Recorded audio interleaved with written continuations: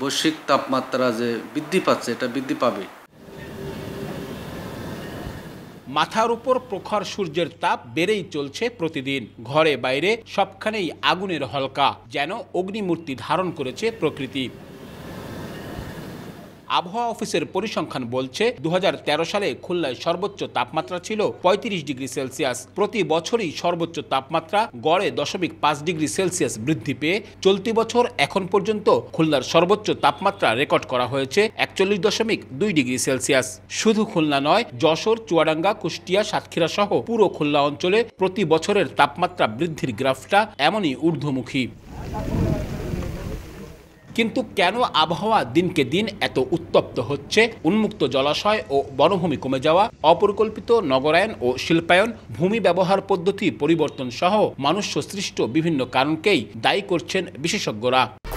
1, 2, 3 ঢাকায় জমি জিতে নিন 100% ক্যাশব্যাক সহ 20 কোটি টাকার পুরস্কার।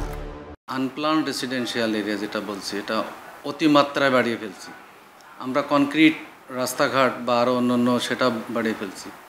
হেফাজত ইন্ডাস্ট্রিয়ালাইজেশন হচ্ছে, যেটা শিল্পায়ন। এভাবে আমরা প্রকৃতিকে সার্বক্ষণিক বা সব দিক দিয়ে কিন্তু ক্ষতি করছি, যার কারণেই যে বায়ুমণ্ডলীয় গোলযোগ আমরা যেটা বলি, এই বায়ুমণ্ডলীয় গোলযোগ হলেই এই যে বৈশ্বিক তাপমাত্রা যে বৃদ্ধি পাচ্ছে, এটা বৃদ্ধি পাবে।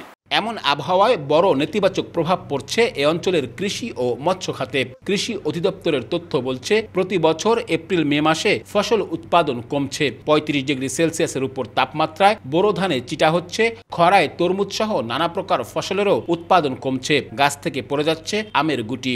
তো 10 বছরে যে তাপমাত্রার যে বৃদ্ধি পেয়েছে, যে জলবায়ুগত পরিবর্তন হয়েছে, কৃষিক্ষেত্রে এর মারাত্মক প্রভাব পড়ছে। বর্তমানে বোরো কর্তন শুরু হয়েছে, প্রায় 7,000 হেক্টর জমির ফসল কর্তন হয়েছে।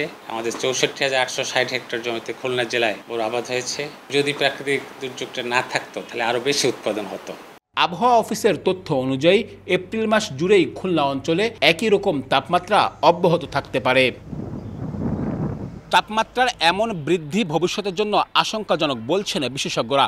এতে কৃষি, শিল্প সহ বিভিন্ন খাতে এ অঞ্চলের 20% জিডিপিতে পতন হওয়ার শঙ্কাও রয়েছে। এ অবস্থায় শিল্পায়ন ও নগরায়নে পরিবেশ বান্ধব পরিকল্পনার বিকল্প নেই বলেও মতামত তাদের। আব্দুল্লাহ আল মামুন রুবেল, সময় সংবাদ, খুলনা।